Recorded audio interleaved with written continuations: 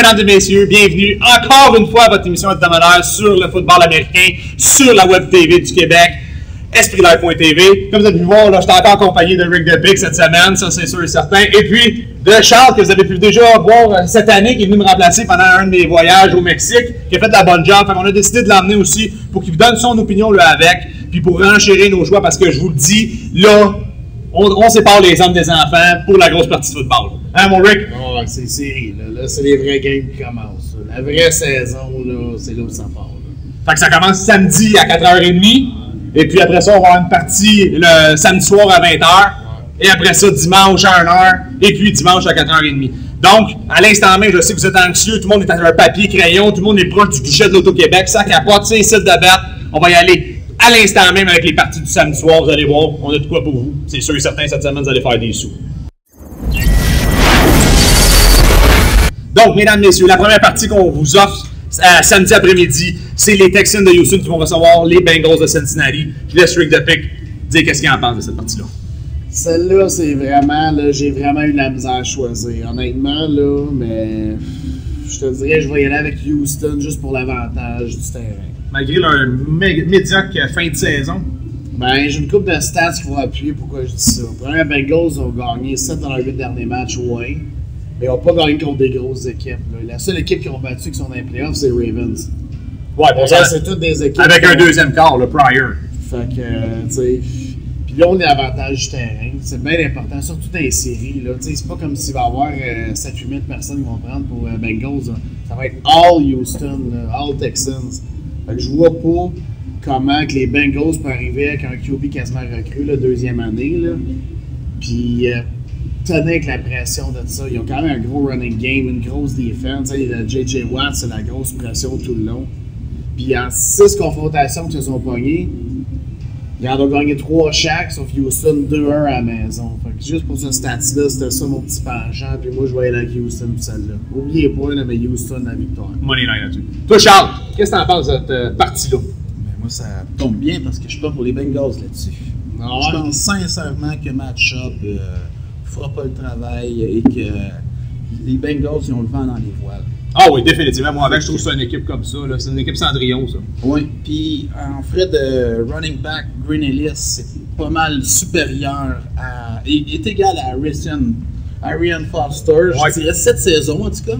AJ Green, on pourrait dire qu'il est dans la même catégorie qu'André Johnson. Ouais. Puis Dalton est supérieur à Schupp en ce moment.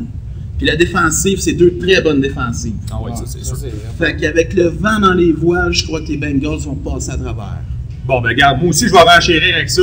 Le Money Hunter, cette semaine, il va avec les Bengals de Cincinnati avec les points. Moi, personnellement, Texans de Houston, en fin de saison, m'ont vraiment pas impressionné. C'est une équipe qui joue pas avec du cœur.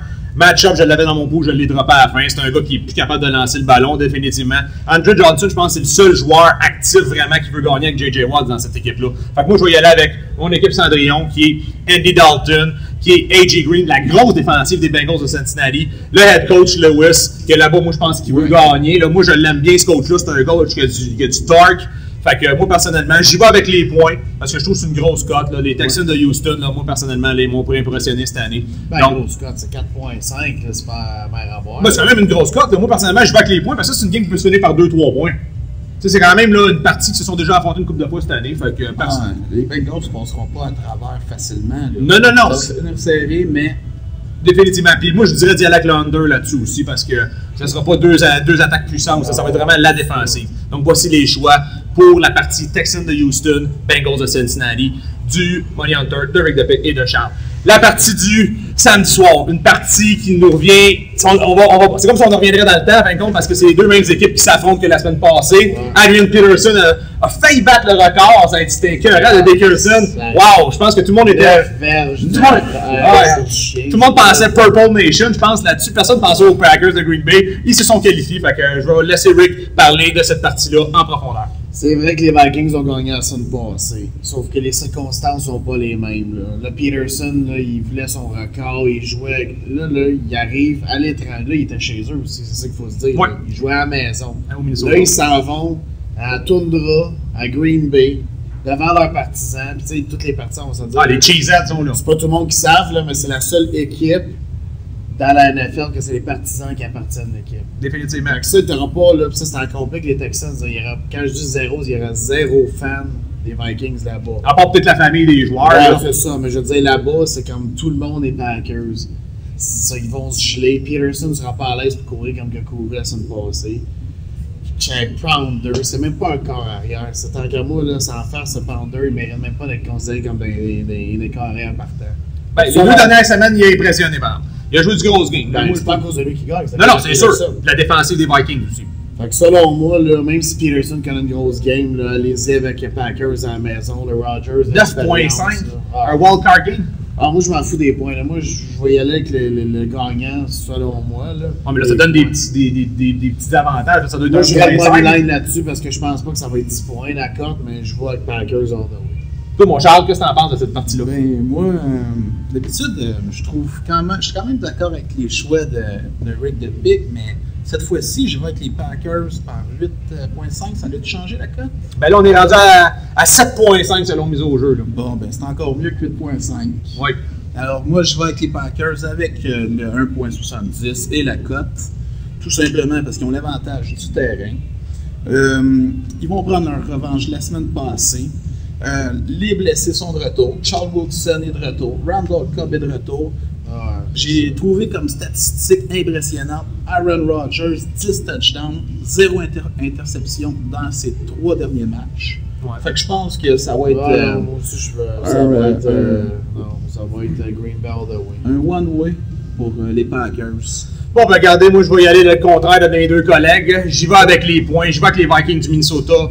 Ils ont vraiment le feu dans les voiles. C'est incroyable. Le vent dans les voiles, désolé. Adrian Peterson. Les vents dans les voiles. Ouais, peu importe, là. Mais Adrian Peterson, là, personnellement, là, c'est le MVP cette année, je me répète. Oubliez Peyton Manning, oubliez toute la gang. La presse américaine, toute la NFL est à l'endos de Happy. C'est surprenant qu'est-ce qu'il a fait. Lui, là, personnellement, moi, je vous le dis, Genou reconstruit. genou reconstruit. Moi, je suis pas avec les points, c'est trop. Je vous dis pas que les Vikings ont gagné, même là, peut-être. Mais moi, je me rappelle de mes Giants de New York qui ont battu 2 fois les Packers de Green Bay dans la toundra. Tant qu'à moi, les Packers, c'est pas des personnes qui aiment ça jouer tout le temps au home. On l'a vu, Aaron Rodgers, il shake des fois là-dedans. On dirait qu'il y a de la misère avec un trop de crowd. Moi, j'ai vu les Giants les défoncer 2 fois en série, les Packers de Green Bay. Donc, moi, je pense que l'équipe de Cendrillon, qui est les Vikings du Minnesota, pour aller causer une surprise à Green Bay. Je vous le dis, ça, c'est le choix du Money Hunter. Donc, voici ce qui résume les parties du samedi. Pour l'instant, dans les wildcards, on vous présente l'autre émission pour les parties du dimanche.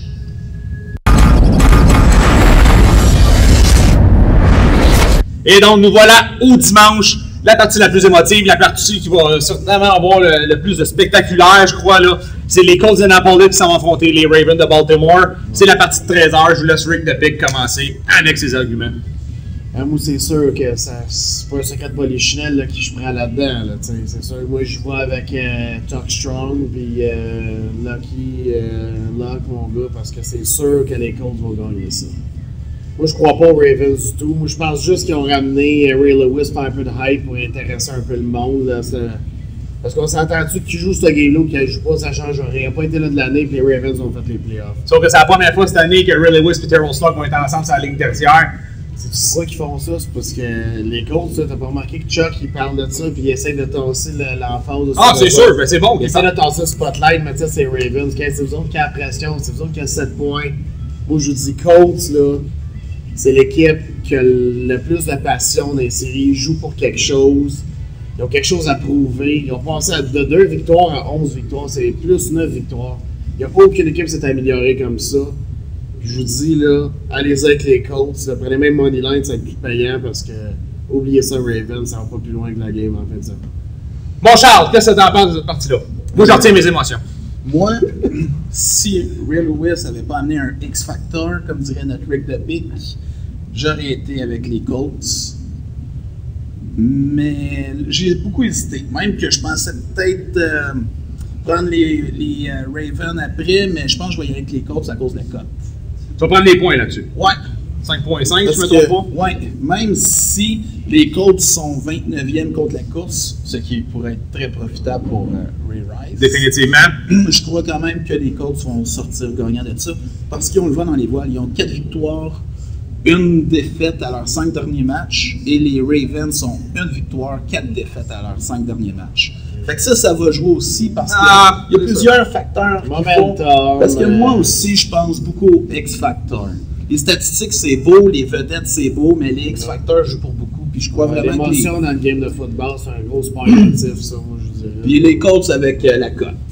Bon, ben regardez, moi, encore une fois, tout le contraire de mes collègues ici. Je ne sais pas qu'est-ce qu'ils ont fumé, mais c'est pas très, très bon que ça vient de vous dire là. Les Ravens de Baltimore sont une des meilleures équipes dans la NFL quand ils jouent à la maison. C'est la dernière ride de des gars comme Terrell Slug, Ed Reed, Ray Lewis. Pensez-vous vraiment que des no-names que je suis même pas capable de vous nommer, là, des gars comme Andrew Luck, ou c'est qui le running game encore là, des Colts de Indianapolis? Peux-tu me le faire répéter, messieurs? Vic Ballard. Hey, excusez-moi, ça ne passera jamais, ces gars-là. OK, c'est des machines, c'est la dernière ride, la meilleure défensive qui existe quasiment sur la planète. Les gars sont tous là en ce moment. T'es malade. Le linebacker le mieux coté de toute la Ligue nationale de football, ça va être Ray Lewis. Je vous dis tout de suite, il y a déjà un poste pour ESPN commentateur après ça. Inquiétez-vous même pas avec ça. Joe Flacco, Ray Rice, Anquan Baldwin, Dennis Pitta. Je vous dis, Torrey Smith, ça va faire mal aux Colts d'Indianapolis. J'ai bien aimé leur saison aux Colts. C'est beau qu'est-ce qui est arrivé. C'est qu'est-ce qui est arrivé à eux autres. Je suis bien content, mais là, c'est fini. Les Ravens de Baltimore, j'y vais avec la cote en plus de ça. Je pense même que ça va se finir entre 10 et 14 points. Et bouillez ça, je vous le dis tout de suite. Allez-y avec ça. C'est sûr et certain que les Ravens de Baltimore vont passer. La dernière partie du dimanche, une autre partie très le fun à regarder. Deux des meilleurs QB de la Ligue recrues. Hein, on s'entend. Robert Griffith III s'en va accueillir dans son propre dôme au FedEx Field Russell Wilson.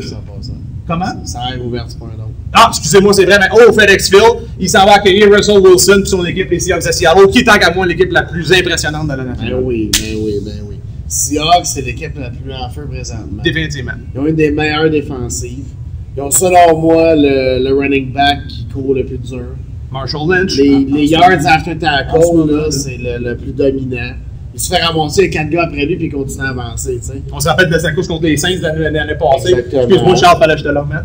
C'est pas grave.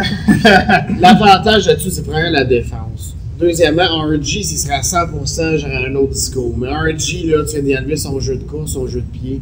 Quoi, il a fait quoi, 40 verges la semaine passée? Mais des courses importantes, par exemple. Oui, c'est des belles courses, sauf qu'il n'est pas en santé. Puis là, justement, Russell Wilson, il n'a jamais couru comme ça dans sa vie. Il court pour des touchdowns, il court pour des first downs. Moi, je vous dirais, là, 100 fois les Seahawks, surtout 3 points. Je ne comprends même pas ce code-là. Seahawks, c'est une des meilleures équipes présentement. Ouais. Contre les. Ils sont pas mauvais, là, les Redskins. Mais non, ils ont toute une défensive en plus. Là. Mais la défense, ça se compare pas. Les quarterbacks, ça se compare parce que c'est deux recrues. Les deux running games, ça se compare. Ça se compare parce qu'à oui. Puis les wide receivers, c'est pas mal pareil. C'est pas des gars qu'on n'en parle pas souvent. C'est pas des gros noms. C'est pas mal. Des gars comme Golden Tate, là, tu sais. C'est ça, puis c'est Rice qui est pas pire, mais tu sais, l'autre bord, t'as Pierre Garçon, c'est ça qui vaut, tu sais. Mais je vous dirais, Seahawks, la défense. Moi, je mets les Seahawks jusqu'au Super Bowl. Je vous dis tout de suite, là. C'est obtenu, ça, on va en parler la semaine prochaine. Je vais même être assez à l'aise pour vous dire tout de suite, le Super Bowl, ça va être Seahawks contre les Broncos. On en reparlera sur Rick, on va avoir le temps. Charles, qu'est-ce que tu en penses de cette partie-là? Moi, je vais aussi avec les Seahawks. Ah. Puis, tout simplement, c'est un peu comme les Bengals et les Texans. C'est deux équipes où les positions sont assez équilibrées, sauf à la défensive. Je dirais que, d'après les statistiques, là, la défensive des Seahawks est dans le top 5, puis la défensive de Washington est dans le top 20. Ah, c'est sûr que ça change la donne. D'après moi, là, c'est ça qui va faire la différence. Ouais. Moi, turnover, c'est ça qu'il va faire. Encore une fois, le Money Hunter, il va contre ses deux collègues. Je vais avec les Redskins de Washington à la maison. Je prends les points. Deux raisons. Home field, ça c'est sûr et certain. Personnellement, les Redskins m'ont impressionné la semaine passée. J'étais sûr que Dallas s'en allait avec la victoire. Mais Romo, il a laissé tomber son équipe encore une fois. Même ses wide receivers, parce que moi, j'ai remarqué après que c'est les tracés qui faisaient pas comme du monde. C'est bien beau mettre tout ça sur le dos de Tony Romo, mais c'est ses wide receivers qui faisaient plus les tracés, ils les ont perdus. Mais peu importe, on n'en parle plus de ça, c'est dans les boucles en arrière. Les Seahawks, c'est à l'extérieur là, cette saison. C'est des gars qui aiment ça jouer à la maison aussi. Puis pourquoi aussi? C'est Shanahan. Tant qu'à moi, je vais prendre le head coach qui a de l'expérience. On s'en rappelle, il a amené ses Broncos de Denver. Vous allez me dire qu'il y avait John Elway avec lui, Terrell Davis. Mais il a amené ses Broncos de Denver au Super Bowl 2 fois. Tandis que Pete Carroll, je sais que c'est un player's coach. Tout le monde l'aime. Mais moi, je pense qu'il y a trop de pression là-bas à Seattle. Fait que moi, je vais y aller avec les Redskins, avec les points. C'est pas l'équipe que je favorise pour aller jusqu'au Super Bowl, mais je pense qu'ils vont être capables de sortir les Seahawks. Ils ont connu encore une fois une belle saison, peut-être même les meilleures équipes dans la nationale, mais quand on rentre dans les playoffs, là, c'est là que ça joue plus dur. Fait que personnellement, j'y vais avec les Redskins. Voilà ce qui complète pour nous les 4 parties de cette semaine pour le Money Hunter. Donc, on vous revient après la pause pour, vous savez quoi, le Super Bowl au Master.